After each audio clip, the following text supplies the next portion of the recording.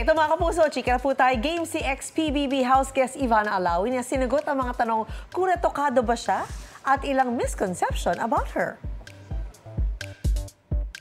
Worst fake news about Ivana. Retokado yung mukha ko, ang kapal nyo, walang retoke dyan. Biggest misconception about Ivana. Malandi ako, hindi ako malandi. Nasa lugar ako.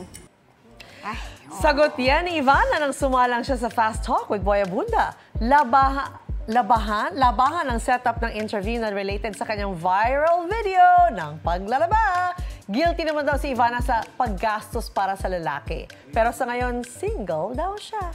Shinare din ni Ivana ang kanyang starstruck journey noong 2015 at marami raw siyang lessons na natutuhan. May bonus pang acting challenge at napag-usapan din nila ang pagiging content creator ni Ivana at kung magkano ang kanyang kinikita. May mensahe rin si Ivana para sa mga patuloy na nangangarap.